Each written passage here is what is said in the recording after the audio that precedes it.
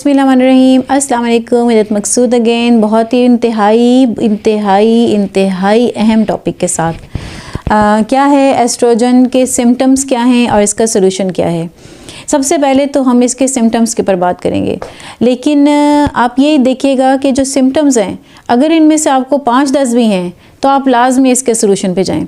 आप ये ना देखें कि ये सारे के सारे सिम्टम्स मेरे में हैं नहीं हैं, बल्कि अगर इनमें से 4-5 भी हैं तो भी आप इसके सलूशन की तरफ लाजमी जाएं, ताकि खुदा न खास्ता जो सिचुएशन है, जो हालात हैं वो काबू से बाहर ना हो और वो बहुत ख़तरनाक हद तक ना जाएं। ठीक है, तो अब हम ये इसके सिम्टम्स की बात करते हैं कि इसके सिम्टम्स क्या होते हैं, कैसे पता चलेगा कि जो बॉडी है वो एस्ट्रोजन डोमिनेंट है। एस्ट्रोजन डोमिनेंस क्या होता है, इसके ऊपर मैंने एक वीडियो बनाई हुई है। एस्ट्रोजन क्या है, इसके ऊपर भी एक वीडियो बनी हुई है, मैं उसका लिंक डिस्क्रिप्शन में डाल दूँगी, आप वहाँ से उसको वॉच कर सकते हैं। अच्छा, जिसमें पहली चीज़ जो है वो है चिड़चिड़ापन, बहुत शदीद चिड़चिड़ापन हो जाता है। फिर इसी तरह फर्टिलिटी इश्यूज़ हो जाते हैं, खुदा न खास्ता बाँझपन होता है, या फिर ये कि आहिस्ता आहिस्ता जैसे एक बच्चा हुआ फिर और बच्चे ही नहीं हो रहे, या फिर कोई भी किसी भी तरह का कोई भी इशू हो सकता है इसके अंदर, या बच्चे जो हैं वो गिर जाते हैं जल्दी। बहरहाल इसमें बहुत सारे इश्यूज़ आते हैं। ठीक है, फिर हेडेक होता है, माइग्रेन भी हो सकता है, या फिर रोज़ का सर दर्द भी हो सकता है। फिर इसी तरह जो स्लीप पैटर्न है वो बहुत पुअर होने लग जाते हैं, या तो नींद आती नहीं, रात को बार बार आँख खुलती है, या फिर ये कि बहुत देर तक जो है आपको नींद की ख्वाहिश नहीं होती। तो ये सारी जो स्लीप का पैटर्न है वो सारा गड़बड़ हो जाता है। फिर इसी तरह जो डाइजेस्टिव इशू हैं वो शुरू हो जाते हैं, कभी ब्लॉटिंग होगी, कभी बहुत ज़्यादा गैस हो रही है, कभी जो हज़म होने वाली चीज़ें जल्दी हज़म नहीं हो रही हैं, कुछ भी खाने के बाद जो है बहुत ज़्यादा तबीयत भारी महसूस हो रही है। फिर इसके बाद मेमोरी प्रॉब्लम्स हो जाते हैं, मेंटल फोग होना शुरू हो जाती है, यादाश्त जो है वो ऐसा कमज़ोर होना शुरू हो जाती है, या इसी तरह अचानक इंसान जो है वो खाली ज़हन होकर बैठा सोच रहा होता है कि मैं कह क्या रहा था, या बात क्या कर रहा था, या सोच क्या रहा था। तो ये सारे इश्यूज़ जो हैं ये इसके अंदर आते हैं। ठीक है, मेमोरी प्रॉब्लम में। इसके बाद अगली चीज़ है वो है फटीग क्या है कि थोड़ा सा भी काम किया तो जो जिस्म है वो इंतहाई हद तक थकावट का शिकार हो जाता है, थकन महसूस करता है। फिर इसमें आता है एलर्जी। अच्छा, ये कंडीशन मेरे साथ थी एलर्जी वाली, क्योंकि मुझे कभी भी अल्हम्दुलिल्लाह सैंड से क्या कहते हैं आप इसको, रेत मट्टी, या ये जो चावल का जो आटा होता है, किसी भी चीज़ से ना कभी छींकी आई थी, ना कभी मुझे कोई एलर्जी हुई थी, किसी चीज़ से भी नहीं थी।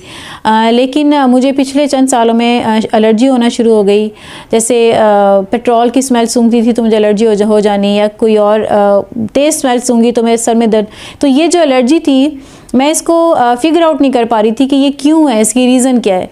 तो जब मैंने ये सारा स्टडी किया तो ये जो कोरोना का एक दौर गुज़रा है, नो डाउट कि अल्लाह की तरफ से बहुत बड़ी आजमाइश थी, लेकिन मैं ये समझती हूँ कि आजमाइश के अंदर भी जो है वो कुछ पॉजिटिव पॉइंट होते हैं, और मेरे लिए तो ये पॉजिटिव पॉइंट था कि मैंने इस लाइन को देखा, इस लाइन को ज्वाइन किया, और बहुत सारी जो चीज़ें मैंने अपनी ख़ास बीमारियाँ इससे रिवर्स की। तो अब आप भी देखें कि कोई ऐसी एलर्जी हो जो कि आपको पहले ना हो, या ये कि अब बार बार आपको एलर्जी होती हो, या ये कि पहले वो बहुत कम थी, कभी बचपन में थी, अब वो बहुत स्वेयर हो गई हो। इसके बाद आता है पीरियड्स के इशू, ख़ास तौर पे जो PMS है, प्री मेंस्ट्रुअल सिंड्रोम, वो बहुत ज़्यादा स्वेयर हो जाता है, बहुत ज़्यादा शदीद हो जाता है, या तो बहुत हैवी ब्लीडिंग होती है, या फिर इरेगुलर पीरियड्स हो जाते हैं, या फिर 1 महीना आ रहे हैं 1 महीना नहीं आ रहे हैं। तो ये सारी चीज़ें जो है ये पीरियड्स इशू में आती हैं। ठीक है, फिर क्या होता है कि हाथ जो है वो ठंडे रहना शुरू हो जाते हैं, फिर वेट गेन होना शुरू हो जाता है, कुछ लोगों का एप्पल शेप हो जाती है, और ज़्यादातर जो इसमें केसेस हैं वो उसमें क्या होता है कि जो वेट है वो मिड सेक्शन एरिया में ज़्यादा हो जाता है, यानी पेट वाली साइड में, पेट में और हिप्स और थाई में, यहाँ पे बहुत ज़्यादा वेट आ जाता है। फिर इसके अलावा क्या होता है कि जो सेक्स ड्राइव है वो ख़त्म होना शुरू हो जाती है, मूड स्विंग होते हैं बहुत ज़्यादा, एंजाइटी होती है, डिप्रेशन होता है, फिर हॉट फ्लैशेस आते हैं, नाइट स्वेट्स होते हैं, और hair loss simple hair loss नहीं है, ये एक्सट्रीम हेयर लॉस है, बहुत ज़्यादा बाल गिरते हैं। यहाँ से कोई जगह जो है वो खाली होना शुरू हो जाती है, सामने वाली जगह जो है वो खाली होना शुरू हो जाती है, यानी एक्सट्रीम बाल गिरते हैं। फिर इसी तरह ब्रेस्ट में टेंडरनेस, अकड़ाव सा फील होता है, और क्या है कि यूट्रस के अंदर फाइब्रॉइड्स बनना शुरू हो जाते हैं। अच्छा, ये जो कंडीशन है ना एस्ट्रोजन की, ये 70% लेडीज़ में होती है, 70%। तो मैं और आप भी इसमें शामिल हैं।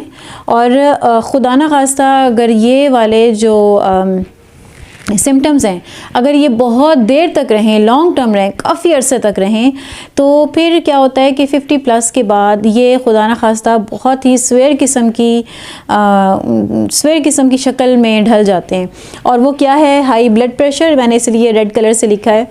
हाई ब्लड प्रेशर हो जाता है, ब्लड क्लॉट्स बनना शुरू हो जाते हैं, ब्रेस्ट कैंसर हो सकता है, सर्विकल कैंसर हो सकता है। सर्विकल जगह होती है, आप यूँ कह लें, जो मदर वूम है उसके नेक को कहते हैं सर्विकल, जो बच्चादानी होती है ना उसके नेक को कहते हैं। फिर हाइपो कैल्सीमिया यानी कि कैल्शियम जो है वो बॉडी में कम हो जाती है, और उसके कम होने से बॉडी के अंदर बहुत सारी यानी बोन्स में भुरभुरापन आ जाता है, और इसमें काफ़ी सारी चीज़ें कवर होती हैं। तो ये सब कुछ क्यों है कि अगर ये बहुत लॉन्ग टर्म तक चले और हम इसको ट्रीट ना करें बल्कि बाहर से हार्मोन्स लेते रहें, बायो आइडेंटिकल हार्मोन्स, तो उसकी वजह से ये सारी जो सिचुएशन है ये बहुत ज़्यादा गंभीर हो जाती है। अच्छा जी जनाब, तो अब हम आते हैं इसके सोल्यूशन की तरफ। तो सोल्यूशन में सबसे पहली जो चीज़ आती है वो है फाइटोएस्ट्रोजन। इसमें बेसिकली क्या आता है, ये जो है ये एस्ट्रोजन को बैलेंस करता है, और इसके अंदर आती हैं आपकी क्रूसीफ्यूरियस वेजिटेबल्स। क्या लिखूँ मैं इसको, बंद गोभी का ख़ानदान, ठीक है, ये सारा बंद गोभी का ख़ानदान है, गोभी का ख़ानदान है, सॉरी गोभी ख़ानदान है। क्रूसीफ्यूरियस जो है ये सारी की सारी इसमें आती हैं।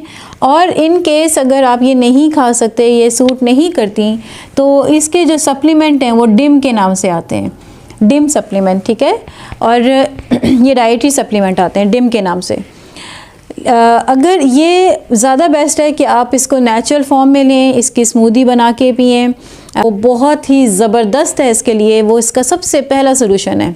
इसके बाद अपने ग्लैंड्स को सपोर्ट करें, ग्लैंड्स को सपोर्ट करें, ग्लैंड्स को सपोर्ट करें, क्योंकि ये हार्मोन बनाते हैं। और आप इसको मजबूत करने के लिए, इसके ऊपर तवज्जो देने के लिए क्या करें कि नेचुरल की तरफ आएँ, ठीक है। और इसके ऊपर इंशाल्लाह मैं एक वीडियो डालूँगी जिसमें हम इसके ऊपर तफसील से बात करेंगे।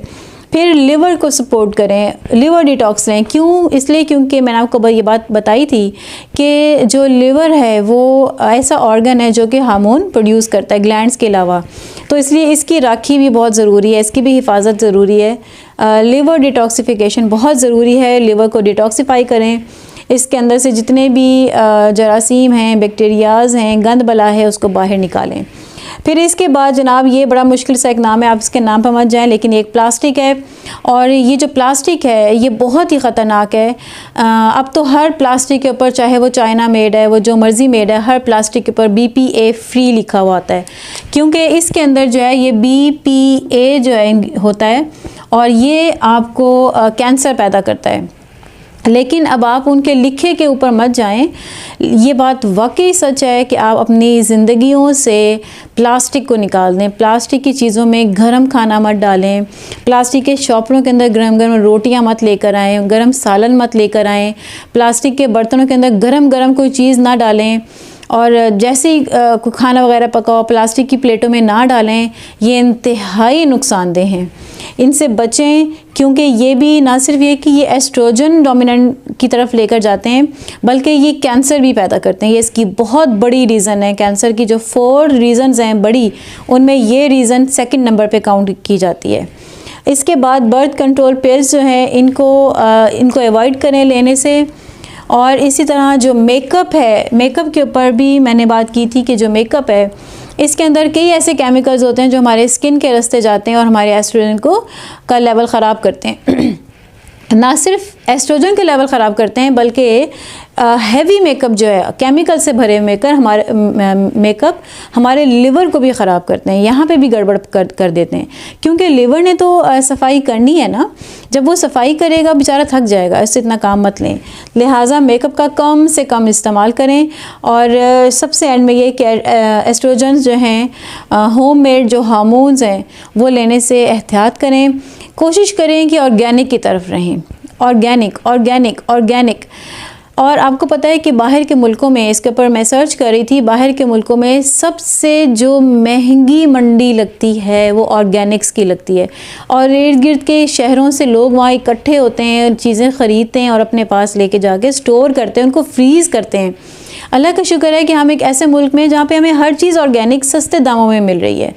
तो इसलिए ऑर्गेनिक के साथ रहें, और यही जो है सबसे ज़्यादा सेफ्टी है। एक और बात जो मुझे बताना ज़रूरी है, मैं भूल रही थी कि जब भी वेजिटेबल्स लेकर आएँ, कुछ भी फ्रूट्स लेकर आएँ, तो उसको लाजमी विनेगर वाटर में डिप करें 15 मिनट के लिए, और उसके बाद उसको धोएं ताकि उसके अंदर से जितने भी पेस्टिसाइड्स हैं और जो भी फंगसाइड्स हैं सारे के सारे उसके वॉश आउट हो जाएं। वो बहुत ज़रूरी, क्योंकि बहुत हैवी मेटल्स उसके ऊपर यूज़ होते हैं, बहुत ज़्यादा स्प्रे की जाती है मारने के लिए, तो वो तो आप खाते हैं वो बहुत नुकसानदेह है। तो इसलिए इन चीज़ों को अवॉइड करें, और ये सारी वो सॉल्यूशंस हैं जिसके ऊपर चल के हम बहुत ही गंभीर हालात में जाने से बच सकते हैं। तो अपनी सेहत का, अपनी फैमिली का, अपने इर्द गिर्द रहने वाले लोगों का, अपने दोस्तों का ख्याल रखिएगा। मेरे साथ जुड़े रहिएगा, चैनल को सब्सक्राइब करना मत भूलिएगा। टेक केयर, अल्लाह हाफिज़।